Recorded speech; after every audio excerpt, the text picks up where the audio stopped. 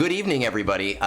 We've got, something interesting in the pipeline here that we're hoping to make bigger and exciting. We don't necessarily know what it is just yet, but I have Pico Burrito with me tonight, and our goal is to put together a show that I guess we really don't know that much, right? Because we don't know how consistent it will be. We don't know if it'll be monthly, if it'll be biannually, bi-weekly, weekly. We don't know. We don't know anything other than the information that we're putting out. So, Pico, how are you doing on this lovely Wednesday evening? It's evening. Well, I'm excited. As we talked about, I'm a bit under the weather after a week of travel and not sure what the hell's going on. But I'm excited. I was laughing during the intro. You would have thought we kind of would have figured out what we wanted to do. We had about a month to figure it out, and then it was about 3 days. We're like, oh, we should probably do this. I got some duct tape and some wings. Let's figure out how. Let's figure out if we can make this plane fly. So I'm excited. Yeah, it's kind of like a pilot, right? Like they don't always have everything together. And I've said this to you before, and I've said this to people in my community before. I respect a lot of the people that play this game. I love that there are so many different people playing this game. But when it comes from an opinion perspective, you are one of two people that I hold in the highest regard. And if you ask people on my Discord, and I did a week ago, I said there's two people, and they named it right off the bat. They were like, all right, it's Bit Dynasty, obviously, and then there's the sub faction who don't know who you are because outside of HNN, you don't do too much content creation. But then the other group was like, obviously it's Pico Burrito. Like there's no one else that it could be. So I am super pumped about tonight. I've been looking forward to this for 3 weeks. I know I reached out to you right after HNN and said, whenever you're ready, I'm ready for you. I want to do this. And you reached out to me about a month ago after Three Scoundrels, and we're like, we got to do this now. And it's a perfect time because we got a ton of news in the game. Yeah, it's funny. The people that are important to you in life, they tend to pick up things that you don't, maybe. And this has happened to me a couple times in life, but I was on Three Scoundrels probably 2 months ago. And again, as it tends to be there, you get a little loud. And the next morning and got up my wife and kind of joked. She's like, it sounds like you had a really good time. I'm like, I did. I forgot how much I missed that. And she's like, yes, why do you think I've been asking you to call someone, to push someone to do that? And immediately it's like, whatever you want to do, figure it out from that side. So you have the idea in the back of your head a little bit. And I mean, let's call it what it is. When I reached out to you about a month ago, I'd had 2 beers at dinner, and randomly jumped onto Three Scoundrels, and it was that right level of, I'm just going to be way too honest probably right now. And I think it kind of grew out of that. And to your point, the clock started moving a little bit faster as we got to here. But I'm really excited. Like I told you, you asked me, do you want to talk about why you came back? And I'm like, dude, no one knows me. I'm still dumbfounded. There were 1,000 people every week that didn't delete that show off of their phone and actually listen to it every other week when we did it. And I'm grateful for that. But it's I miss this. Yes. I like talking about the game. I think I'd more like talking about the community. And when I say the community, I do mean CG and the players and the characters, because I think that those are that's what's special about this, is kind of that three-legged stool in that case, more so than just I like lightsabers and laser, and laser guns. It's interesting because with all of the new characters that are coming to the game, and some of them I know, some of them I don't, and people ask me what I'm excited for, what I'm not excited for. I am a Star Wars fan. I did grow up Star Wars. I watched all of the movies. I didn't have as much time to read books, read comics. I just recently finished Clone Wars. So when these new characters come out, I'm like, I don't know. I don't care who they are. I don't know who they are. I'm just farming them because that's the game. And I'm gonna farm them. Bad Batch is a perfect example because some people are excited, some people are not, and I'm kind of just, well, they're new, they're gonna be needed. I'm gonna get them. That's just the mentality. New, needed, get them. I don't care what they do. I don't care who they are. Yeah, look, and I'm gonna already, like, I'm gonna submarine the show already, and I'm gonna invoke the new trilogy, in that very divisive subject. But I go back to, I took my oldest, who is now 15, and at the time he would have been about 8, when we went to go see uh, Rise of Skywalker. Yeah, it was Rise of Skywalker. I think I got the names right. That shows you how much I pay attention to some of these things. But the look, everyone said the movie was bad, and it was okay. It was fine. But there was a scene where Chewie comes flying in across Crate and like takes out the TIE fighters, and my son pumped his fist Yeah. in the movie theater, and like that's when it occurred to me, like, not everything has to be for me. Like, Hmm. that's how you create other fans. And again, that's not to say people can't have opinions on things, but uh, looks, some of these new characters I'm not that excited about. I know who I want the pirate GL to be.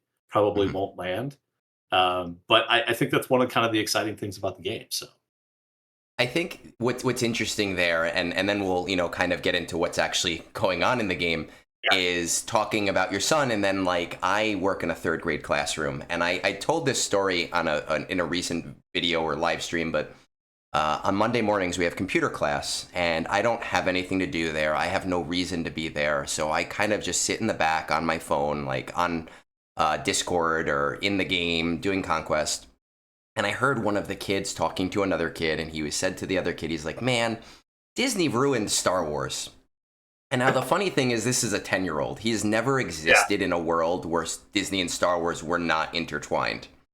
yeah. He's like, Disney just, they say some crazy things in elementary It is. schools now, but he's like, Disney just sucks. Like, they've ruined this. And then he goes, he's like, well, I liked The Mandalorian and Book of Boba Fett and Rogue One and Andor. And Ahsoka was really good too. And he's just Yeah, listing off all of these things. And I'm like, well, that's Disney, that's Disney, that's Disney, that's Disney, that's yeah, Disney. Is this your opinion or is this Dad's opinion? Like, which yeah, one is yeah. it? And by the way, maybe dad shouldn't be talking about how corporate America destroys things without really understanding that their kid hears a little bit more of what you're saying right there. But Being in those look, classrooms. Yeah. yeah, I have no one to give parenting advice, but I'll do it anyway. That's one of the things that we do in this world. So So if any of my parents are listening right now, no. If you're looking at the screen right now going, is that him? No, it's not. It's not me. it's not. I It's don't some of work the in a stuff. third grade classroom in New Jersey. I don't. Like, I'm from somewhere else. All right, so we have a lot going on. I think Yep. we decided, we kind of agreed beforehand, and I'll kind of get people caught up. This is Wednesday the 18th. Depa Balaba's, she's already in game. People have covered it pretty extensively. There's no reason for us to go over that kit. We can reference it, we can do whatever we need to, but there really is no reason to.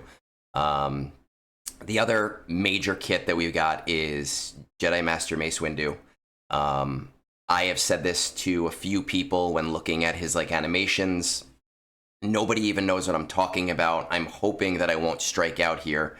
But his Jedi robe with those winglets, it reminds me of the bat from the Anastasia movie from like 1992. It's like this I little know. white animal bat thing. And when I see the animations, which look fine, all I can think about is like those big floppy ears. Yeah. Oh, I'm looking at it right now. I saw your face change from confusion to, I get it. I get it.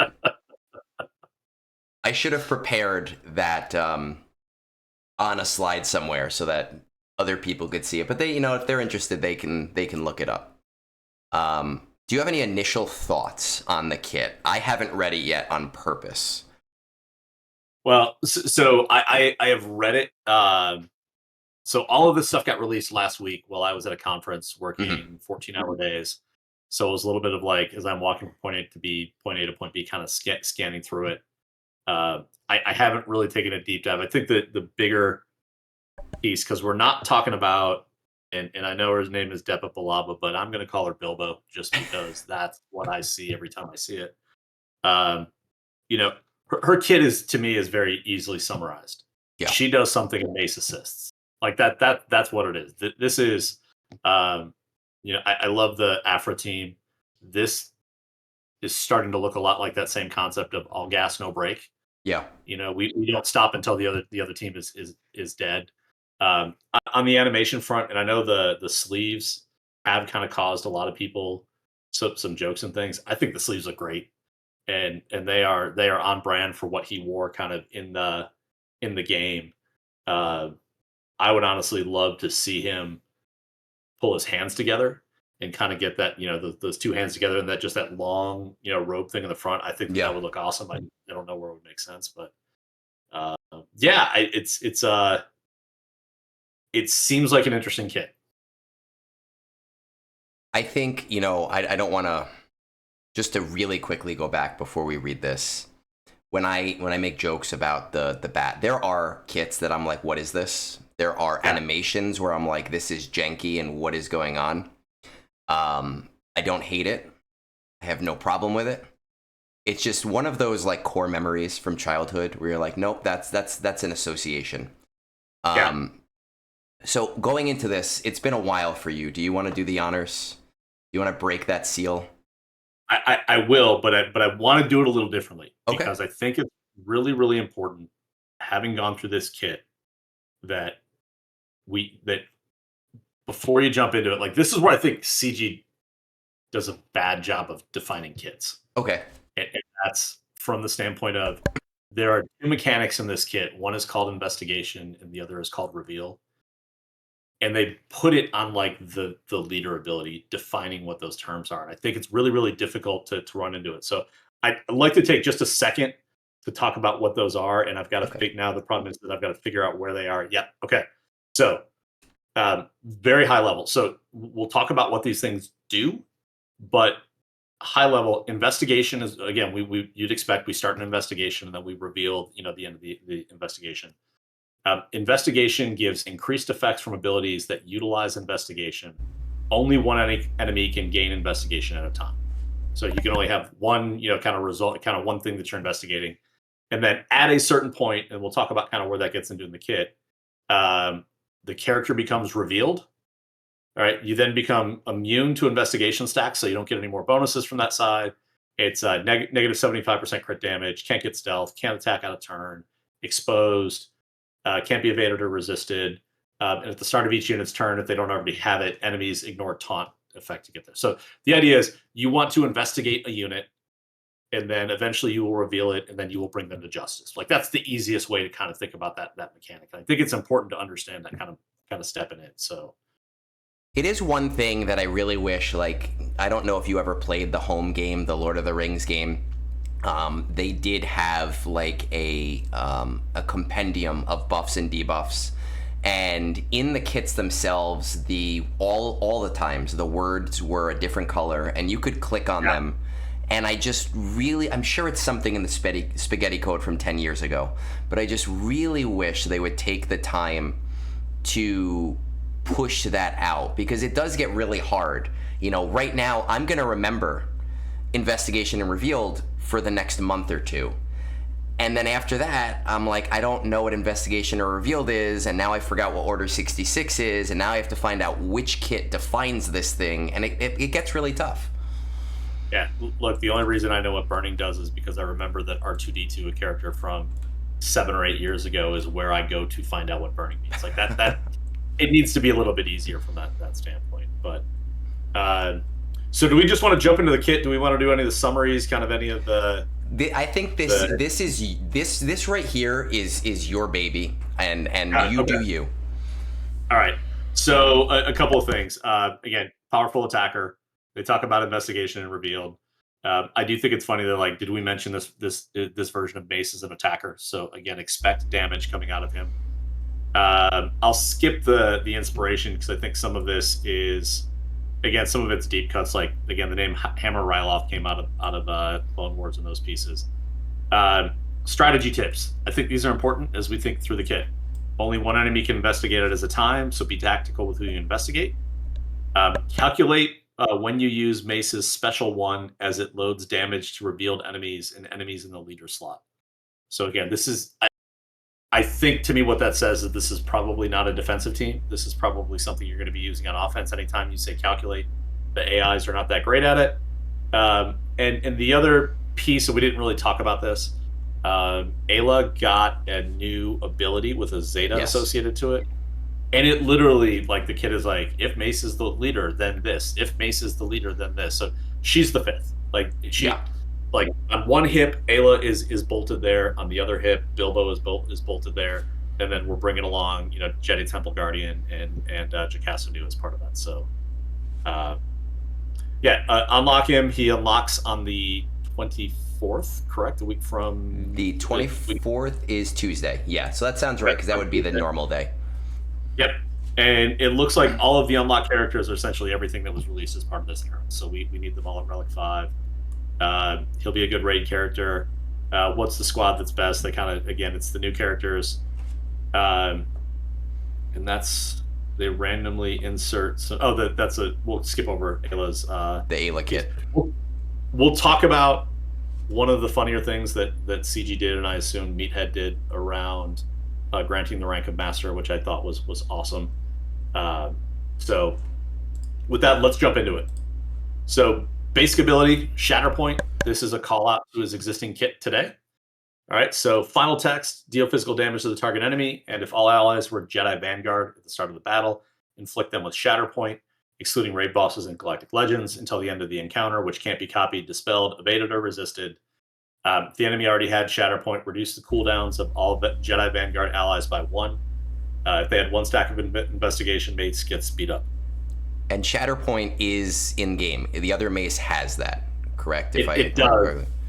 And so this is one of those, I forget exactly if there's anything tied to Shatterpoint, but the way that Mace uses Shatterpoint in the game today is, again, it's the same idea of when you hit a target with Shatterpoint, different things happen. Yeah. You can ignore taunt to hit a Shatterpoint character. What's super interesting here is you apply it used to be randomly assigned to a character. Mm-hmm. Mace now assigns it on basic, and this is a call assist team, so you're going to be sticking Shatterpoint on characters kind of all over the place. So basic, pretty straightforward. Not a lot of words. Pretty impressed so far.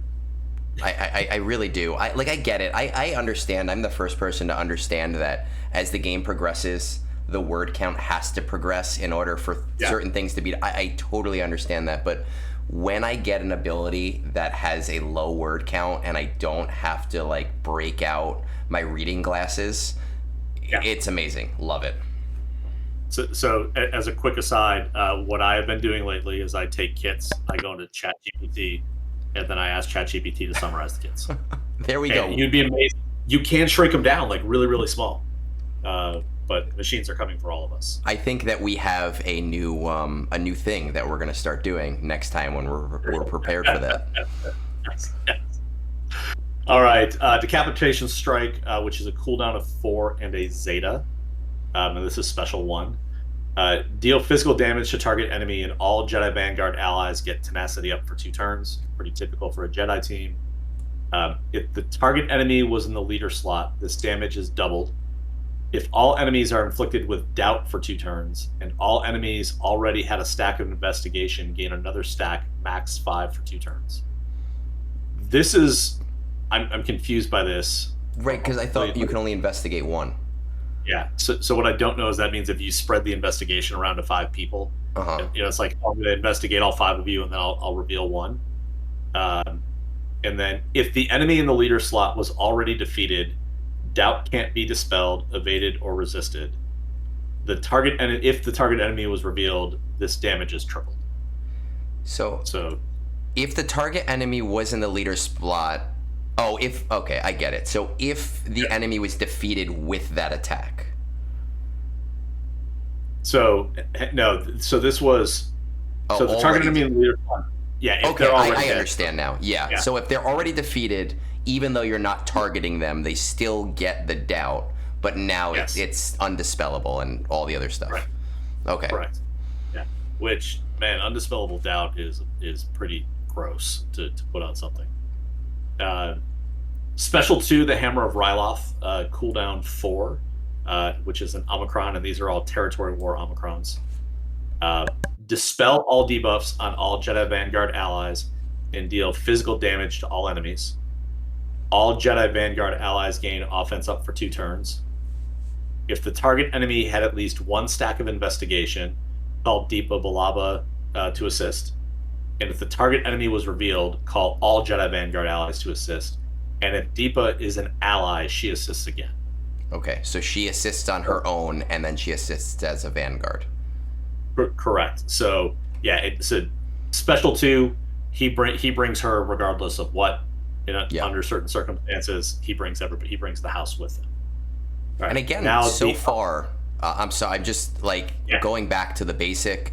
Without the Omicrons, I know it's going to be all in the uniques, but like every one of these abilities has been rather small. Like this is not a huge word count, which is again nice. I like it. I love it.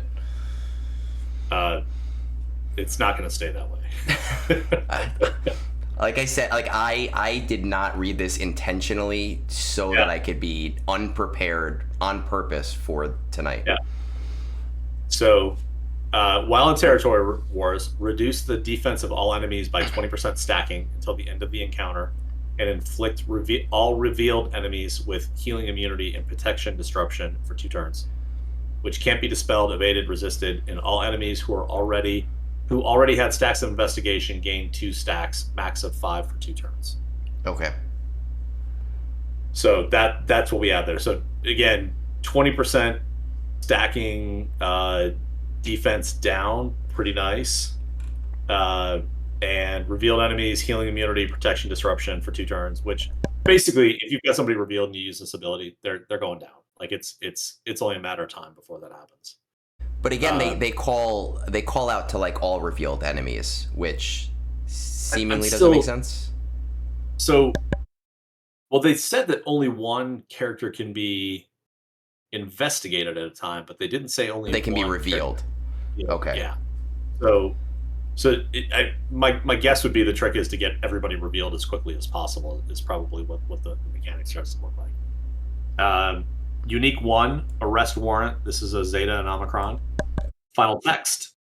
At the start of battle, Jedi Vanguard allies gain Foresight for 1 turn. Mace ignores taunt effects for 1 turn. And if Deepa is an ally, Mace gains 30% max health, 15 speed until the end of battle. Pretty straightforward. Here we go. Hold on. If all allies were Jedi Vanguard at the start of battle, whenever an enemy in the leader slot is defeated, inflict all enemies with low morale for the rest of the encounter, which can't be dispelled, evaded, or resisted. And whenever an enemy dispels a debuff, Mace dispels all debuffs on himself, inflicts all enemies with buff immunity for 1 turn. Whenever an enemy becomes revealed, all Jedi Vanguard tanks taunt for 1 turn, which can't be dispelled. And Mace gains a bonus turn. During this bonus turn, he ignores taunt effects. So, all right. We want to defeat the leader. We'll talk. Low morale comes up in a second, which is actually a pretty nice debuff. Can't be dispelled, evaded, or resisted, so it's going to automatically stick. Buff immunity, which is great. And Jedi there's Vanguard. Actually more to it under that. Yeah. So then it's Mace deals bonus true damage against revealed enemies. This damage can't defeat enemies. Whenever Mace deals damage to an enemy with at least 1 stack of investigation, inflict them with Provoke for 1 turn. And Provoke is the one that it's the forced counter that you like do damage to yourself, but you do like 10% damage. They just wanted to see, I think someone at CG kind of said to the designer, they all got drunk one night and they were like, listen, we want you to throw as many of the obscure debuffs and buffs into this kit as you possibly can to confuse everybody. Because even low morale is in game. It's not something you can use. Your kits don't have it. The enemy kits don't have it. But I think it's the Places of Power assault battle where the leaders have a morale buff, and if you kill the leader, everybody else gets a low morale debuff. Yeah. Also in the Phoenix battle and Rise of the Empire, the two the two Death Troopers start with high morale. I don't think they go into low morale when you defeat one of them, but that's there as well. Also, expect a million. Like, this is going to be the team to beat like 700 conquest feats over the next 12 months around. Yeah. You know, get provoked 100 times. Oh God. So now the Omicron. Well, in territory wars, at the start of battle, Jedi Vanguard ignores taunt effects for 1 turn. During Mace's bonus turn, whenever an enemy becomes revealed, reset the cooldown of Mace's abilities. Mace gains 30% offense stacking, 10 speed stacking, whenever a revealed enemies are defeated until the end of the encounter. Whenever Mace is damaged by a revealed enemy or an enemy with at least 1 stack of investigation, he recovers health and protection, 5%, gains 5% turn meter. That's only once per, both of those are once per turn. And he inflicts them with speed down for 1 turn, which can't be evaded or resisted. When an enemy is inflicted with Shatterpoint, all Jedi Vanguard allies gain riposte, damn it, bones, for 1 turn. so Fuck you, bones. Yeah, look, that's nuts. So Mace gets I don't know what the optimal turn order is, but Mace gets his first turn, and he hits something with a basic. He puts riposte on every one of his team members, and now every time that he hits, it refreshes riposte on everyone, which that hits under protection. So they're gonna hurt. You think in territory wars, because I'm looking at this as a territory wars Omicron, and my first thought was like, oh, I can't wait to face walls of these. And then my second thought was, oh, right, like the AI is kind of like slicker, and you never really want to put it on defense. But then there are times with Datacrons where you do. Do you feel like in territory wars, this is going to be one of those, screw you, I'm just throwing this on defense and everybody else deals with it? So I do think so 100% right now, because I'm generally a Datacron fan, but the Jedi Temple Guardian Datacron right now has captive on it, and I don't remember how, but it applies captive to the opposing team. That is a fundamentally not part of the kit. Like, we're going to spend the next 4 months running around with this team, and it's not going to function even remotely close to what we know. So I think what I hope for longer term, when that Datacron goes away, is this becomes the I win button in territory war. Like, this just becomes the team that you hold it onto offense. I hope it gets beaten easy on defense. You hold on to it on offense, and then when you hit that wall that you don't know what to do, this just becomes the delete button, and then that gives people flexibility of what I want to set up my territory war board for. Because right now it's a lot of like, I'm going to set these 8 teams because these are the 8 things that I expect to have to counter on that side. But one universal counter really makes things really, really interesting as far as I'm concerned. So you think it's going to end up being like the C-Bane, not C-Bane, even Bane +1 really in like GAC, where it takes out almost anything? I think so. I think that's the path that this will take. We just have to deal with 4 months of it being the full wall. Yeah. And I don't know about your guild. I'm assuming you guys do better in TW, but for us, it's going to be 4 months of, like, we either win or we lose, like cupcake war, or we get shit on. Yeah, we spent a good 4 or 5 month stretch that we asked everyone to join, and then we kept getting matched with the gauntlet guilds, and so we were going like 1-6, because even when, so it's not a knock on anybody who, because frankly we're doing it right now, but anybody who's joining with less, we would just kind of get matched up in bad places. We pivoted away from that a month ago. We're actually having more fun now. Like, oh, we joined with 46 people because 46 people can actually show up. And I don't know, we're actually getting to clear the board. We're actually getting to fight against people. So now there's some folks in ODB that are really, really interested in being good at territory wars, and they put a ton of effort into it. And I'm sure that they'll find some interesting things to use this for. But, territory wars for me is, what am I doing Saturday, and can I maybe avoid it? I actually, before we got on today, I was on a voice call with my guild leader and our Territory Wars officer. And because that's who I am in this game, I'm now on calls with people that have nothing to do with content creation. And I was trying to explain like my philosophy as an officer to our Territory Wars officer who's kind of newer. Because for us, that slot is like that cursed slot in the mall that like is a new store every month. And I was kind of explaining like when I look at the matchup, if it's a cupcake war, I'm putting no effort in. If it's like a war where we're going to get shit on, I'm putting no effort in. Yeah. That one in like a 3-month stretch where it's like, oh, this might actually matter. That's when I will sit there on my phone and I will ignore everything. And it doesn't happen often. So like, relax, you know, like these ones are easy. These ones are hard. Just take those middle ones. I'll be interested to see what we do in 3 months after we figure out the raid, and droid brains become less important as through some of that window. But so one more ability. This is the leader called Solver. Of all his ability titles, I don't necessarily know where this one came from. Like why? So final text. At the start of battle, Jedi Vanguard allies gain 20% critical chance, critical damage, offense, and 10 speed. If there's an active ally, Deepa Balaba, she and Mace gain double these stats. So Mace gets in total 25 speed from all of this because in one of his uniques, he gets 15 from her if she's on the team as well. Okay. If all allies were Jedi Vanguard at the start of battle, defeated enemies can't be revived. Awesome.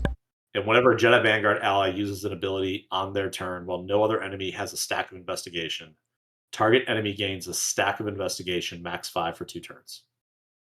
Whenever an enemy attacks out of turn with at least 1 stack of investigation, blind them for 1 turn, which can't be evaded or resisted, and they gain another stack of investigation, max 5 for 2 turns. I'm sorry, that's just funny. So whenever an enemy gains 5 stacks of investigation, they lose all stacks of investigation, dispel all buffs on themselves, and they become revealed, which can't be copied, evaded, dispelled, or resisted until the end of the encounter. If an enemy defeats a Jedi Vanguard ally with at least 1 stack of investigation, they instantly become revealed. Pretty cool. It looks like you're going to have multiple revealed, so you just kind of want to burn through that as quickly as possible.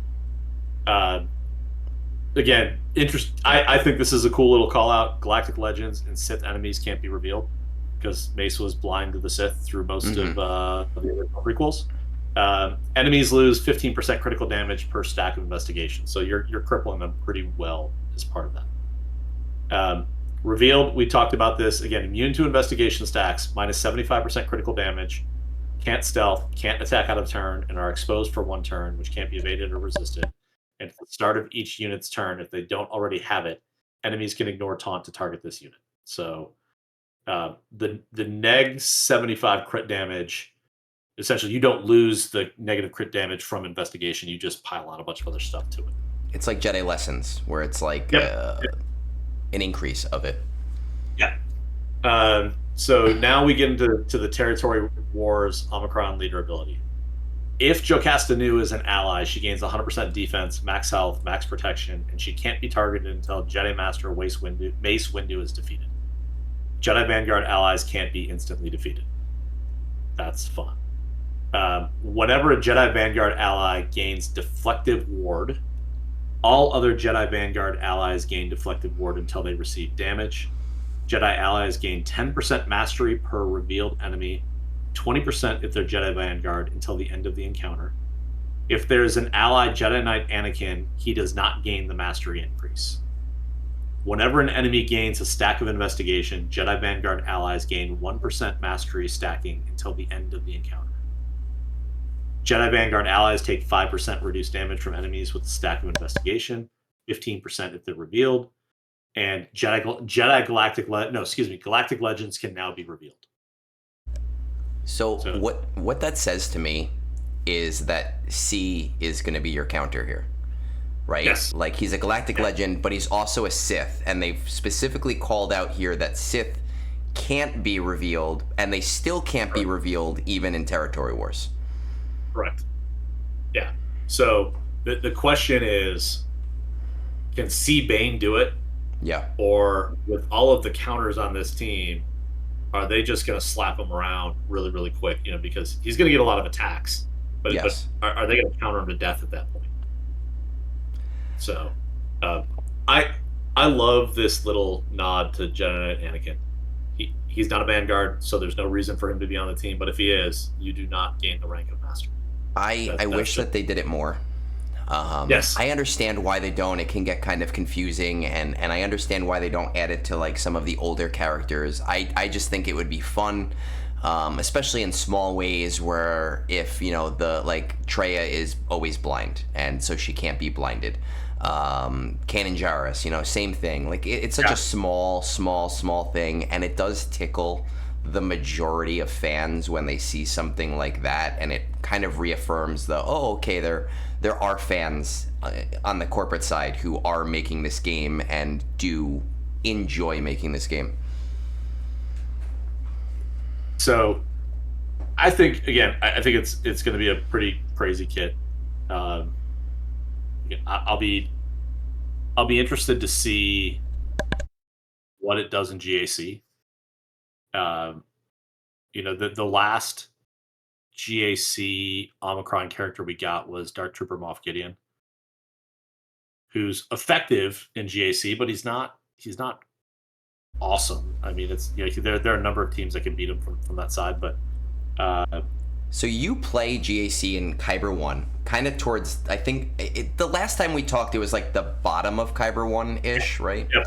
Yeah. I play at the very top of Kyber 2, and I think ironically, because I did not do Dark Trooper Moff Gideon for the longest time, and I only very recently did it for a Territory Battles Wave War I was doing.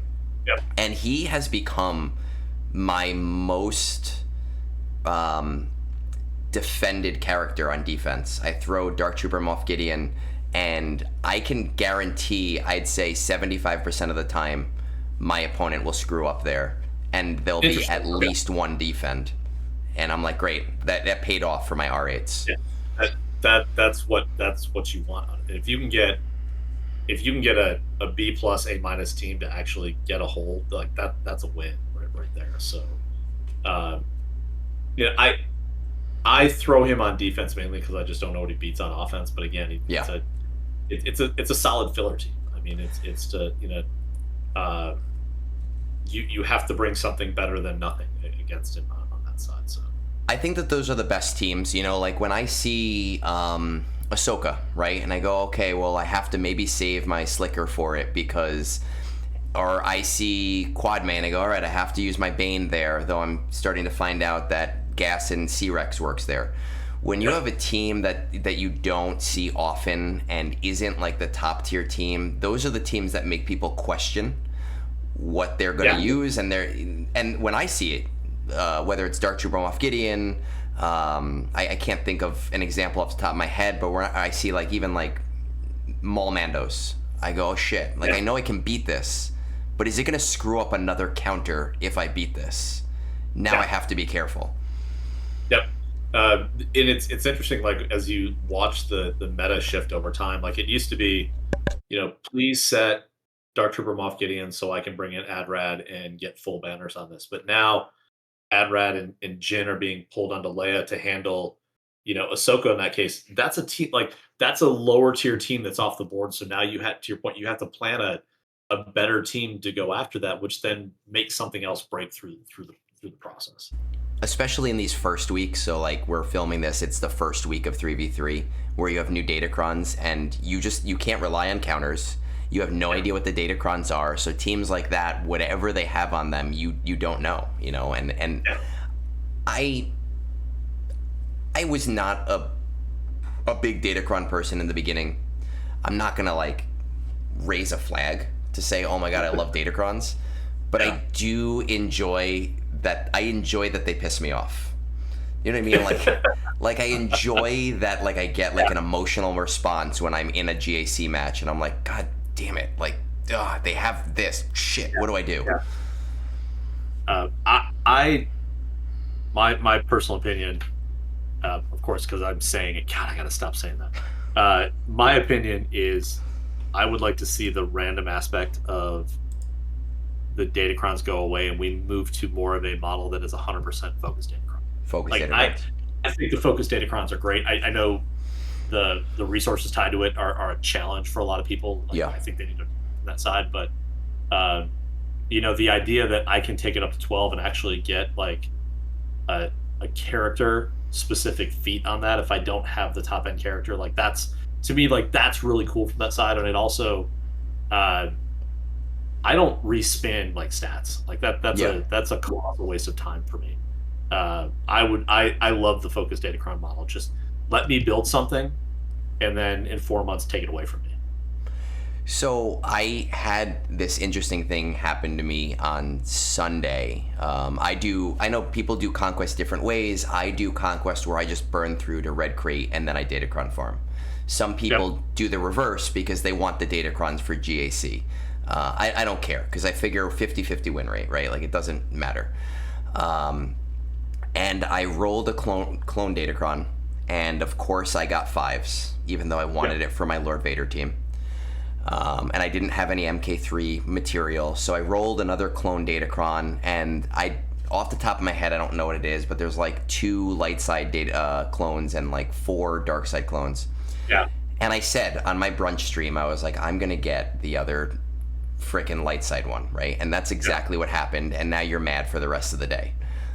Because now I have to wait for Territory Wars to re-roll these things to make them useful. Yeah, I think of the first 8 that I chased up to 9, I got 5 Gungans and not Tarpals. So it's just like, what do you do with these? And you can't go back and roll 6 and try to get something else out of them. They're basically just like, well, I hope they have good stats because they're going to the bottom of the pile. And it's kind of interesting because like those Gungan ones, right? Like I know people have been saying the Gungan ones aren't amazing, but I'm like the Gungan guy, so I have to have a Gungan one. And of course, thankfully I rolled Jar Jar first, having not read the Datacrons, and I go, this sucks. Like, why do I care if he gets health and protection? If I need to worry about health and protection, I've already lost the battle. Like, great, I have to re-roll this one too. Yeah. But do we want to move on to some of the other new announcements this week? Yeah, so I think the big thing, right, and I talked to you briefly about this, was we have the Order 66 information, or most of the information. So Meathead released his post as Meathead does. I don't know if we necessarily have to read every single character. I think the TLDR here is it's new Bad Batch.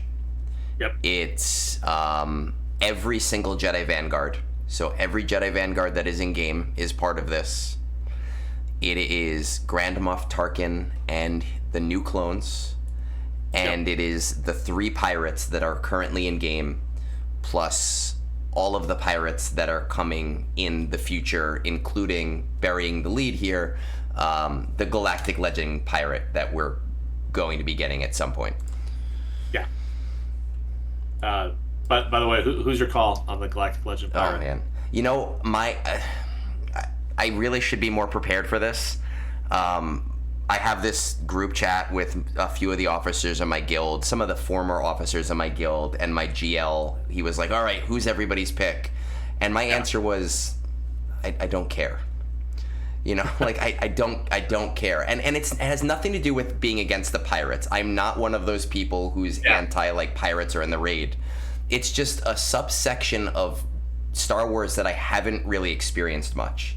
So to me, it's like, well, Maz is like the only pirate I know other than Hondo. So those are like my 2 that I know. So look, I could care less about factions. I want characters. Yeah. If Meathead called me 6 months ago and said, Pico, we're gonna make pirates, what do you want? I would tell you Marchion Rowe and the 3 Tempest Runners from the High Republic books.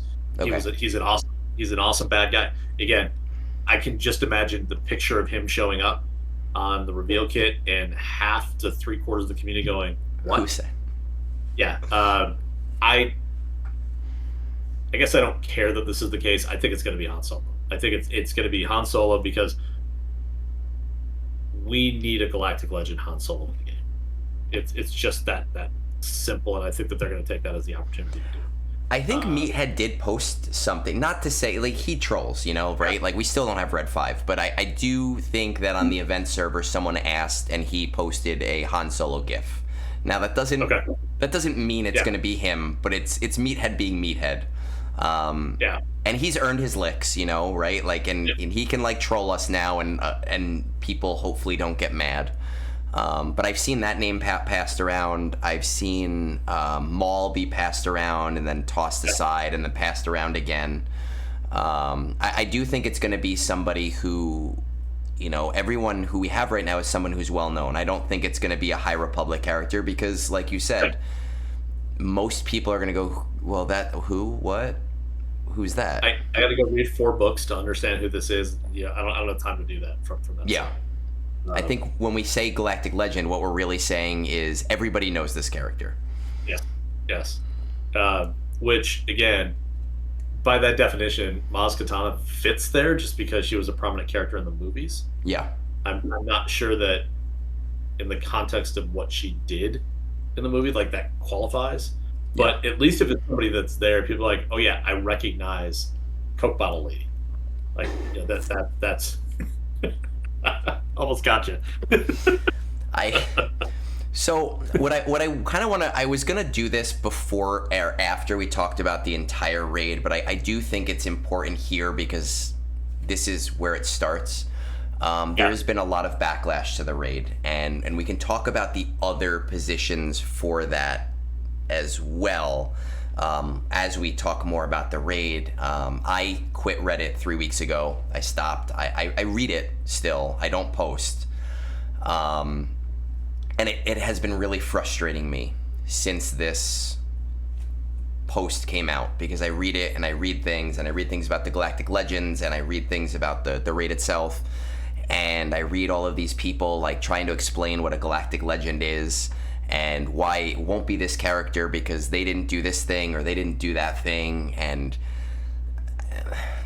I want to say like it's nerds being nerds, but I'm also part of that, right? Like I don't mean that in a derogatory way.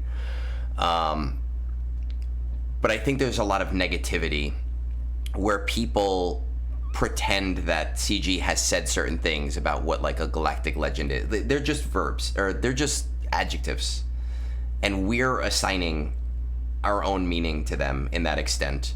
And whoever it is, I'm sure somebody's going to find fault with it. But, you know, it is what it is at this point. Well, and look, CG may have said some of these things, you know, 6 or 7 years ago when the first ones came out.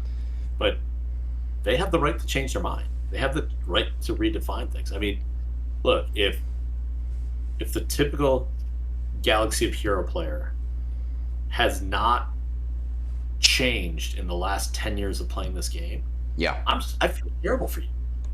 Like no one should be the same person they were a decade ago. Mm-hmm. And so things change, and I get it. Change is hard, change is scary. But at the end of the day,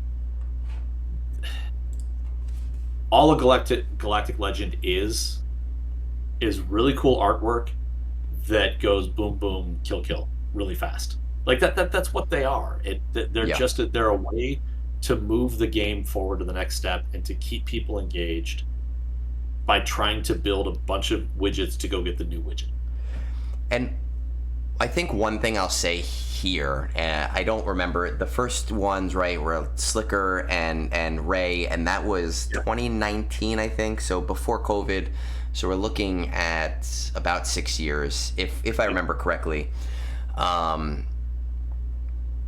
Before that, we had Epic Confrontations, and before that, we had Journeys, right? And in this time, we haven't seen a new power bump. And I actually do think CG has done a really great job of having this ecosystem of rocks, paper, scissors of everything does have a counter. Already looking at Jedi Master Mace Windu's kit, who is only a journey, I understand, but he's the new toy. You can already look at his kit and go like, I'm pretty sure I already know what the counter is to this. They've done a really good job of doing that when they could have said, hey, we're going to release Ultra Galactic Legends, or we're going to release Fusion Mega Galactic Legends. They've kept things relatively consistent, and that has made it where whoever the pirate is, we already have the tools to beat it, and they'll make sure that that's true. Yeah. Look, there's going to be, by the end of this year, we'll have 300 characters in the game. Yeah. All right. You can't be successful relying on the first 50 characters you released. Mm-hmm. The game just doesn't work at that point, because and I know we're going to talk a little bit around kind of where people feel about the raid, and look, I get the concerns about most of the good characters aren't available in game right now, but if people don't have something to work on, they will stop playing. It's that simple. If I have everything, like if you've won Galaxy of Heroes, mm-hmm. right? There's nothing for you to do at that point. You go play something else. Yeah. So you have to continually push people to move forward, because otherwise they will stay stagnant and not do anything.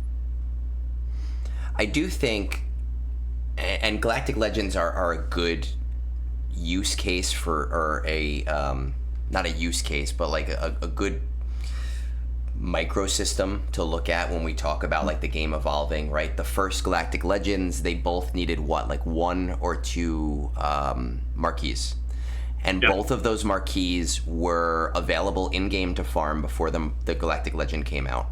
And the majority of the requirements were R3 or R5, and 1 or 2 would be R7, right? And I have seen some people who are upset because like, oh, Ahsoka has all these R9s and all these R8s and has 6 marquees.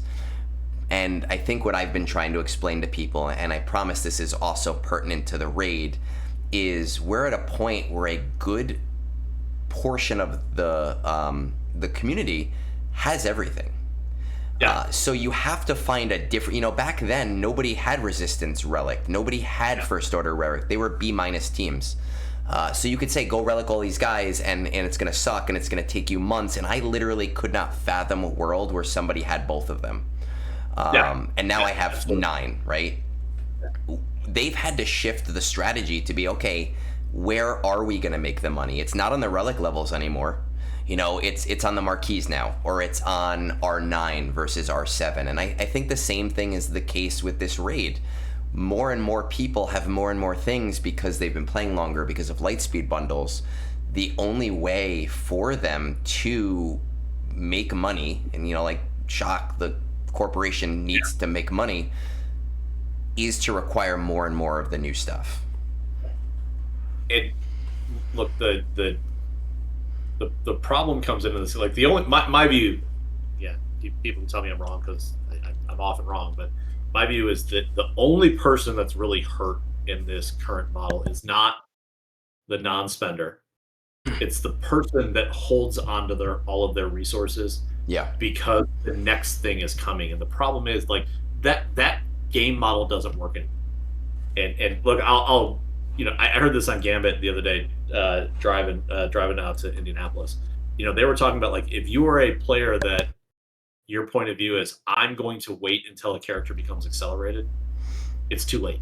Like if you wait for the Darkside clones and the Vanguard to be accelerated, you'll start farming them as the next raid comes into existence. Yes. You have to, like, this is a case like CG wants you to play in the now, like live in the now, man. Like that's what they want. And if you're going to hold on and wait for something, you're behind. Like you've already lost. And that, it's the raid makes a bunch of resources available to get relic material. The characters, like the journey guide characters, are now unlocking game modes where a ton of resources are coming into the game because of that. If you're keeping up with things, you're able to actually close some of those gaps. Yeah. What was it? If you R5'd Apo, you had access to 200 free shards over the life cycle of the Nightfall event. Yeah. Like you have to start looking at it from that perspective. It's like, no, I'm going to have to probably spend some of my crystals. It's just I have to Yes. be selective when I do it so that I can keep up, not because the Galactic Legend Pirate is coming and I'm going to lose GAC.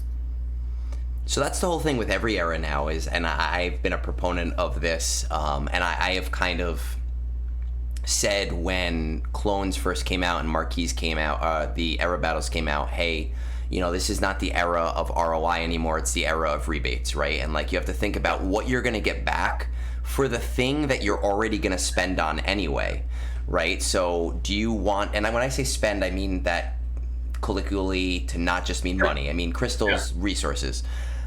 You're going to get this team anyway, so do you want to get some of the resources back, or do you want to do it on the back end when it's not on sale anymore, right? Like you're trading one sale for another. It's cheaper in crystals, but I would rather get like the signal data back. I would rather get the relic material back because that's the stuff that I'm hurting for. So I have been very big on saying, hey, first marquee in an era, you get that 5-pack. I don't care if you're a big spender, a small spender. I don't care if you're a free to play, but you get your fleet crystals.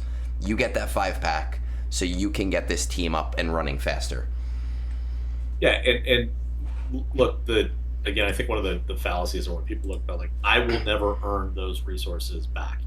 Yeah. No, you're not supposed to, but you are. I love the rebate concept. Like, no one ever offers you 100% rebate. They're going to give you 20%. So the goal is that how do I continue to make that 20% come back towards me so that I can use that moving forward every single time. Whereas before we didn't have that. Before it was just you invested the resources. Now it's, hey, you invest the resources, you get a little back. And the clone era was a little disingenuous because it was bugged and it was supposed to be fixed and it took longer. So you got a lot more back than you were supposed to. It was never supposed to work that way. But even with the Jedi one, as someone who does not have the resources to get Jedi Master Mace Windu right away, I want to make sure that team is ready for the raid as soon as I possibly can. And that means I spend 6,000 crystals now so that I don't have to spend 3 months later. Yeah, yep, absolutely. So with this raid, I know we kind of got, I don't know if it's sidetracked, right? Because we were talking about the characters, we're talking about backlash, and backlash seeds into everything. But to bring it back to the raid itself, the raid is going live next week, I believe, with Jedi Master Mace Windu. At the time of its release, we will have, I'm calling them Temu Vanguard, as the free-to-play friendly team. We're gonna have, I've been calling them Target Practice Boogaloo, just as a fun reference for Bad Batch. We're gonna have those two teams as relatively free-to-play friendly available. We are gonna have Clones as more of the high-tier team. We're gonna have Vanguard as more of the like really high-tier team, and then we're missing that major piece that's not there yet.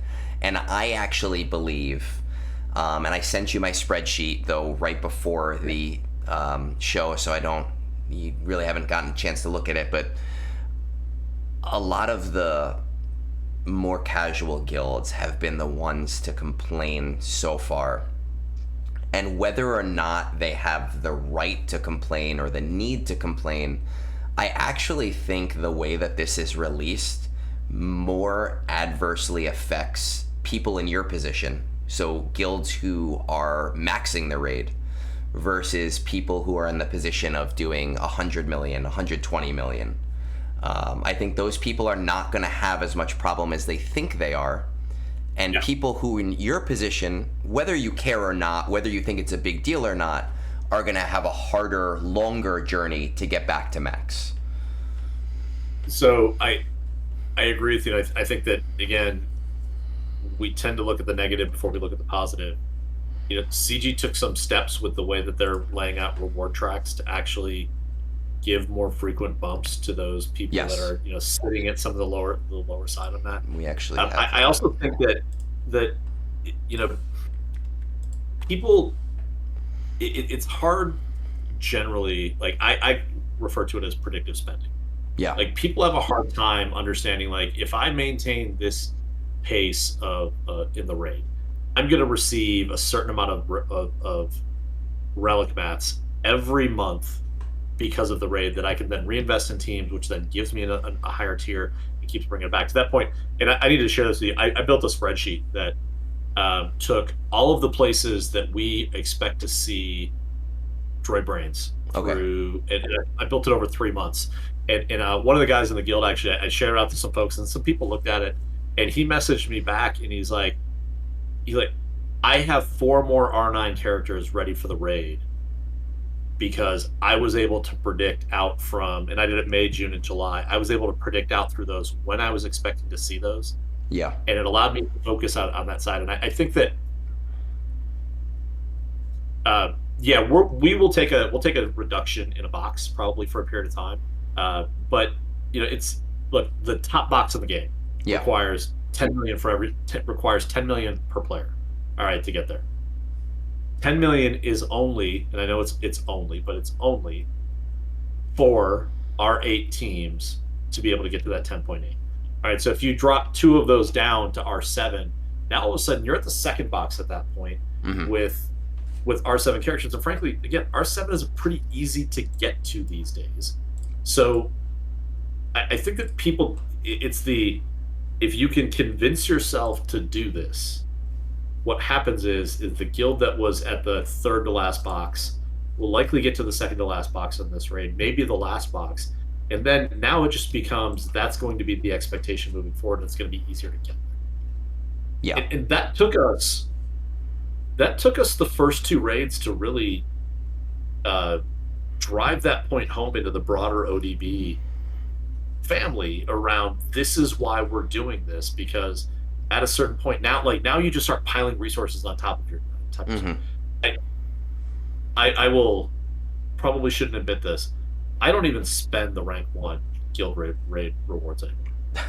I have nothing to spend them on. So it becomes a certain point that you pile up so much of these resources that you don't need them any longer. Now all I care about is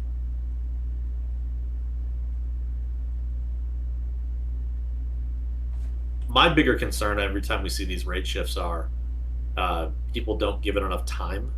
Yeah. And they start jumping ship, and that's what tears guilds apart. We have 2 people that decide they don't want to play anymore because the raid's just a lot more work and they're burned out. So then we get two high GP players from another guild, and then all of a sudden they drop down 2 boxes out of that, and then all of a sudden that guild falls apart, and then that's how players kind of bleed out of some of these out of the game.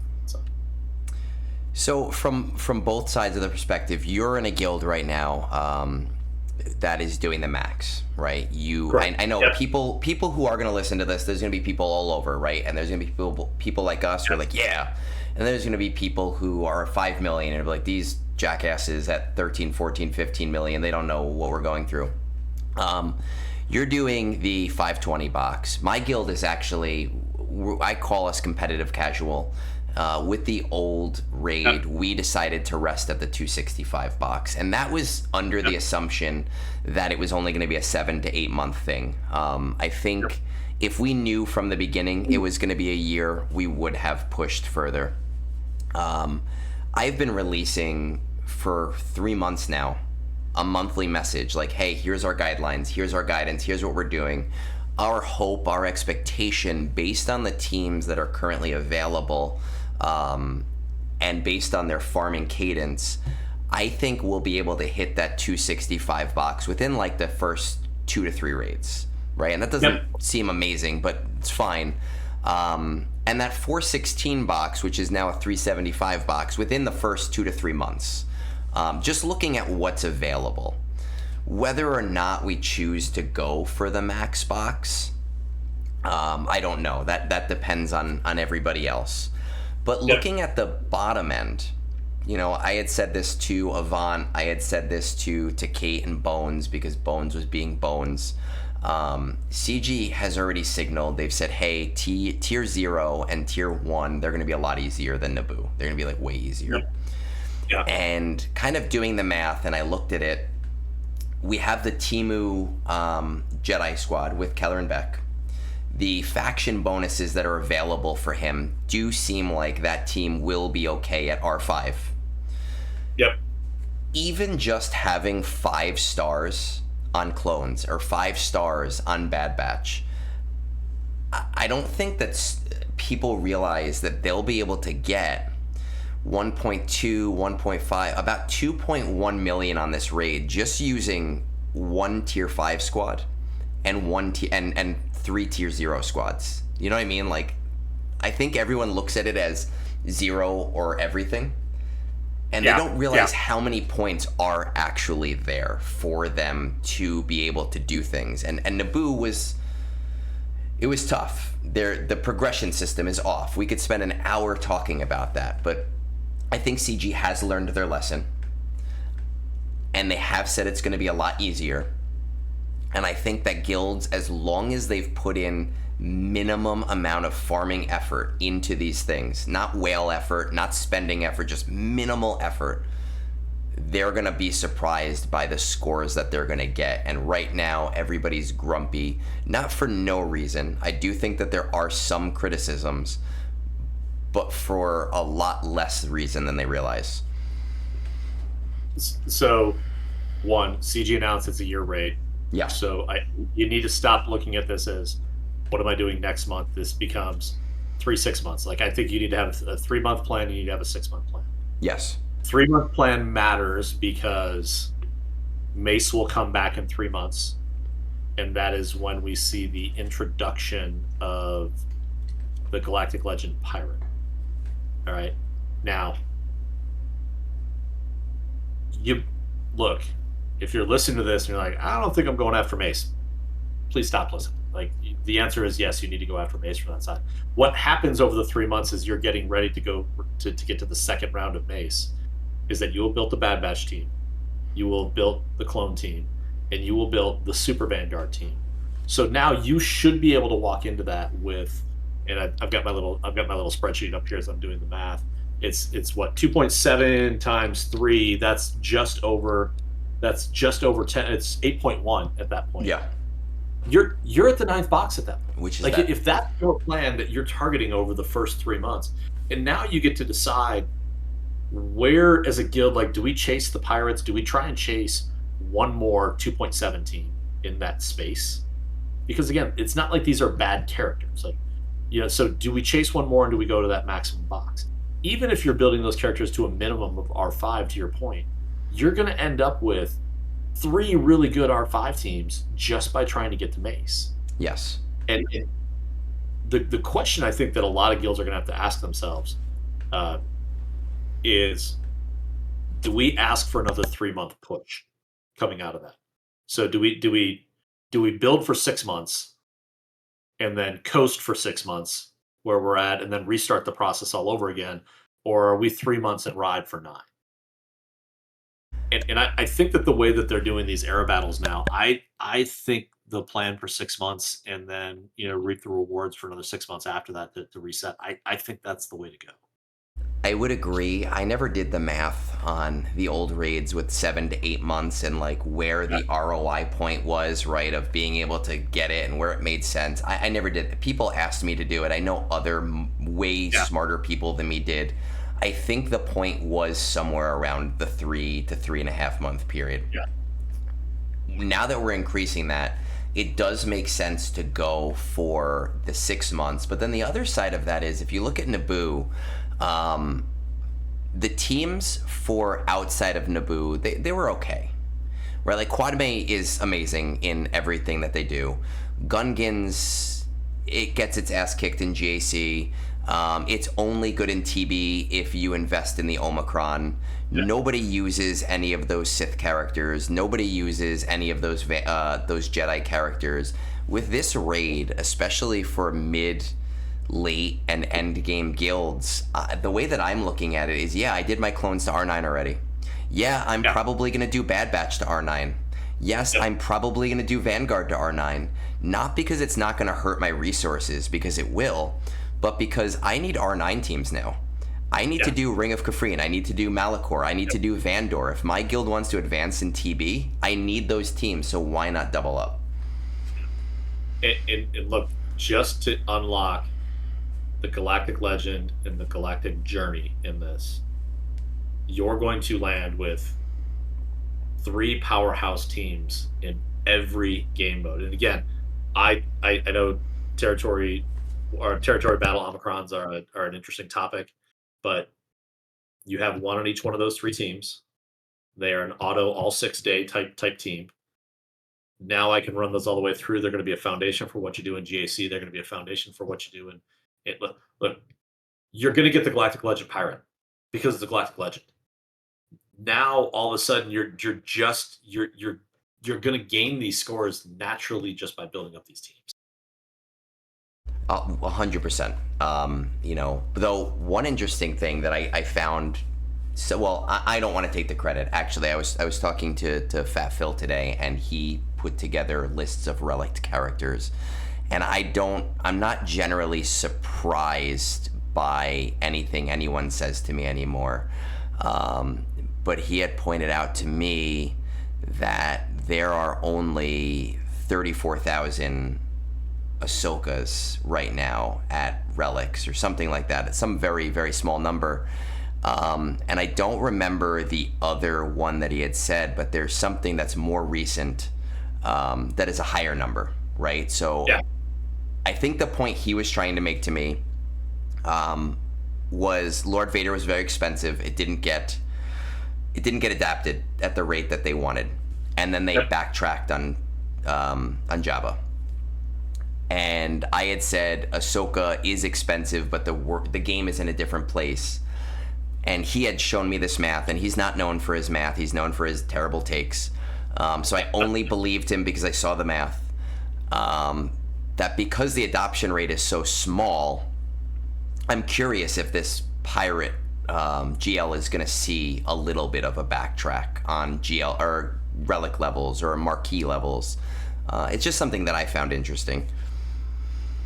I'm really interested to see how this Galactic Legend fits in this new era release cycle. Like, are the requirements just going to be tied to the era release? Yeah. Or are they going to expect us to maybe pull some other characters in with it? That's, I think, how CG sets up the next couple of years. If it's tied to the era release, I think that's massively player friendly. I also think that's massively fair.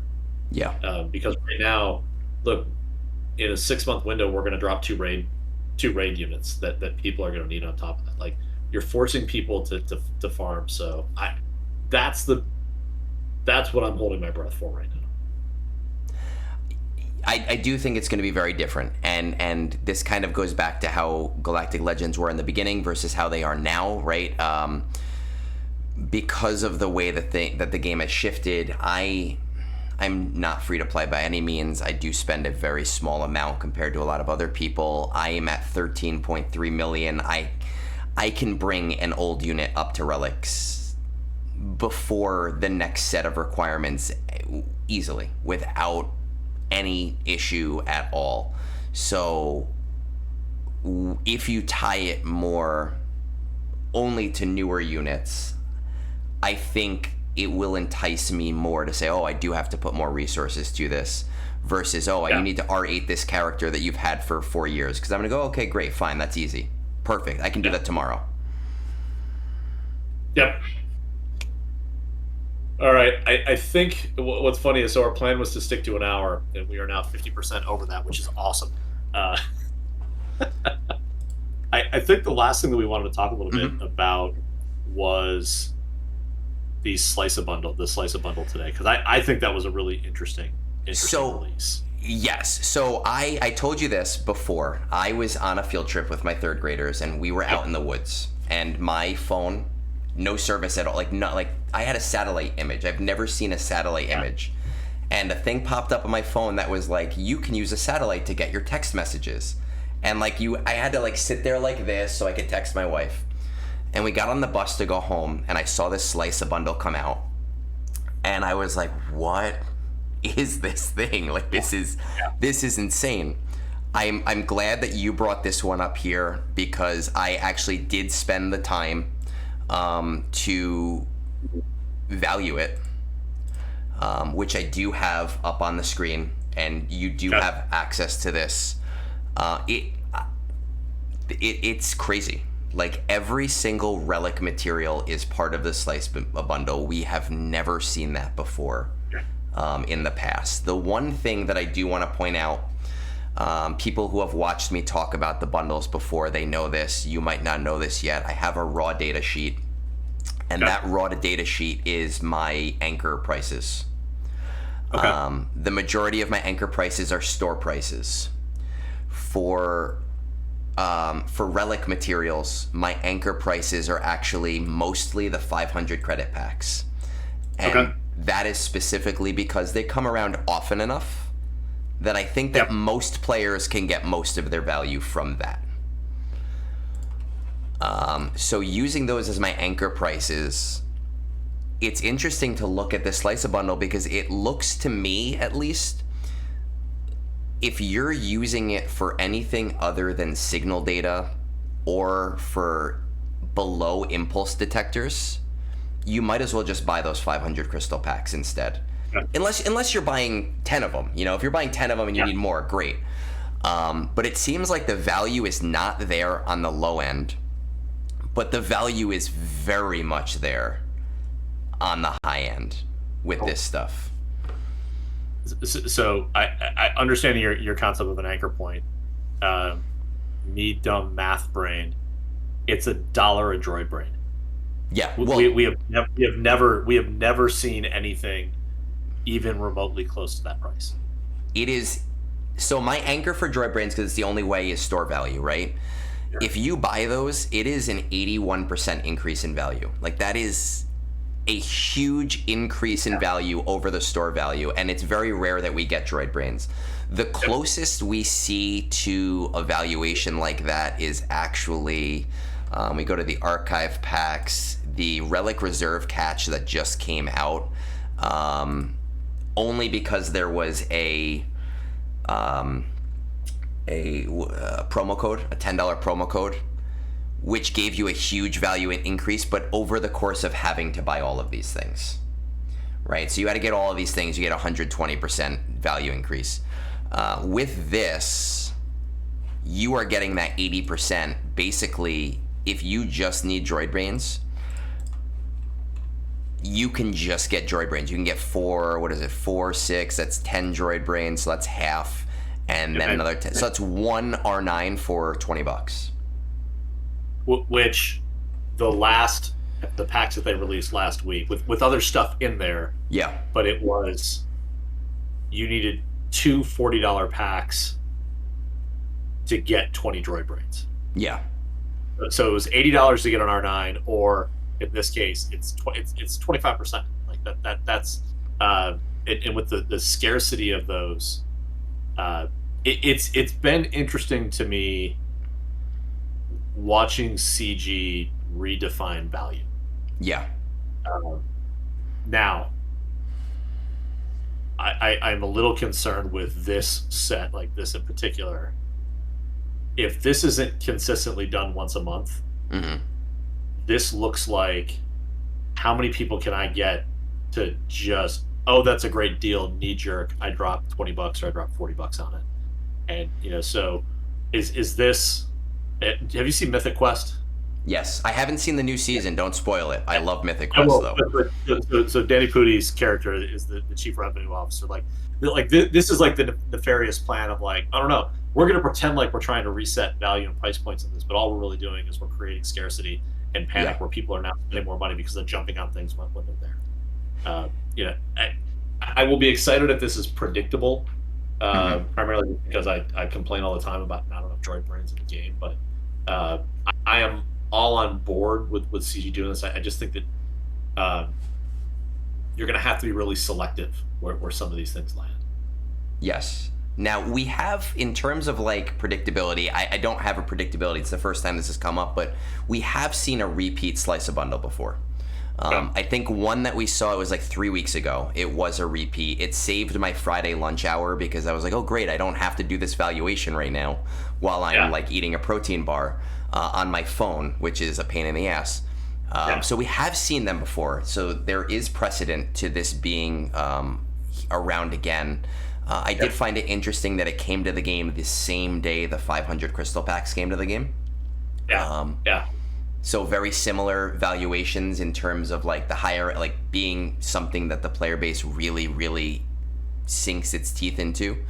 I also hope that we see this a lot more. Will I buy it all the time? Probably not. Are there a lot of people in my guild who will? Yes, and that will benefit me as well when they do better. Someone messaged it. I think told you I was on the couch most of the day today feeling terrible. I saw a note on my phone from Discord, like someone described what that was. That was a rollover. Open it up, buy it twice, and be done with it. Because again, I now have enough R9 material for my pirates whenever they release. When they're there, But that's again a point in the game where I am. I think maybe probably different than some of the hopefully tens of thousands of listeners that will be listening to this tomorrow. But I appreciate that.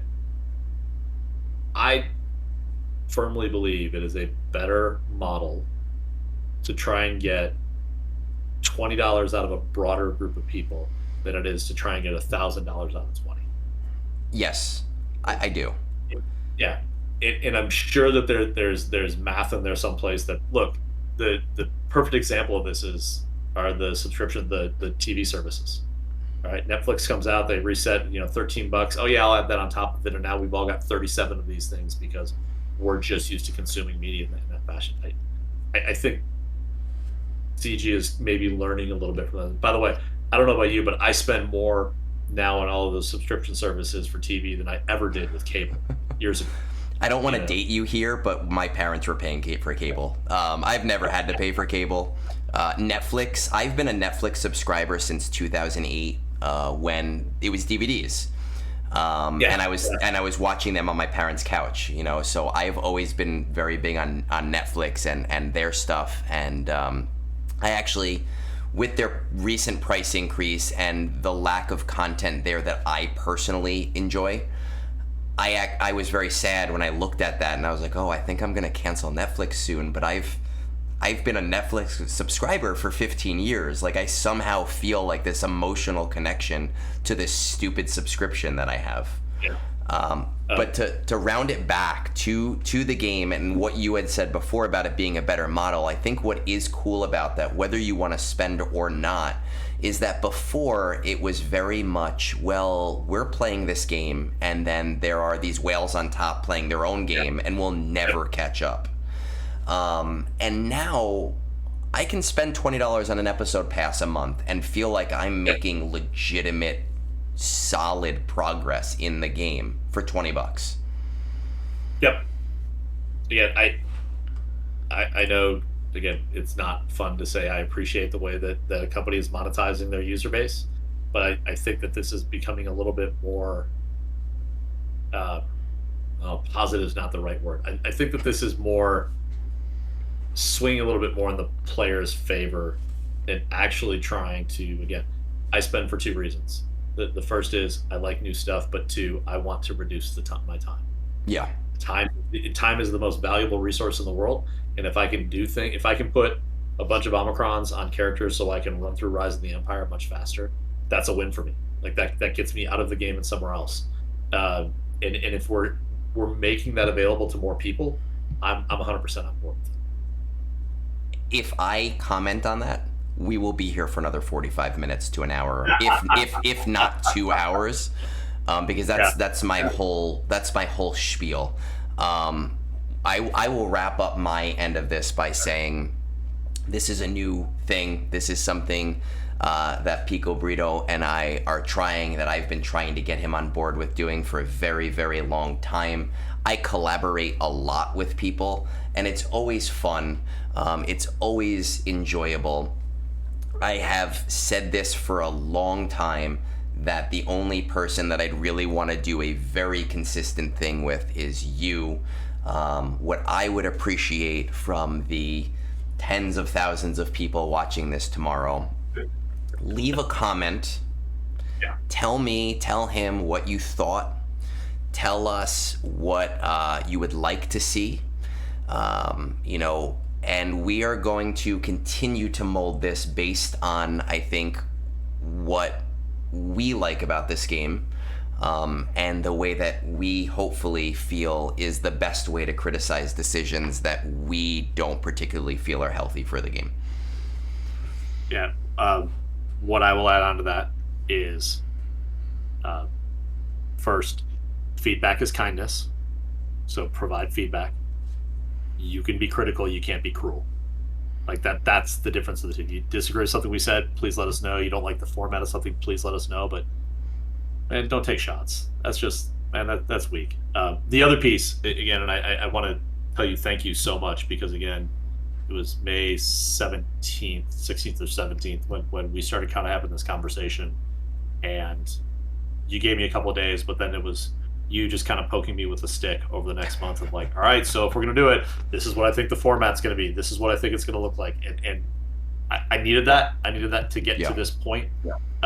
And I appreciate it. And I'm just really looking forward to this. So. Yeah. So Pico, man, thank you.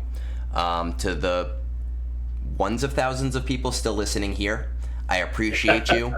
For the 500 that are still here now, may the force be with you. Have a great day, and peace out.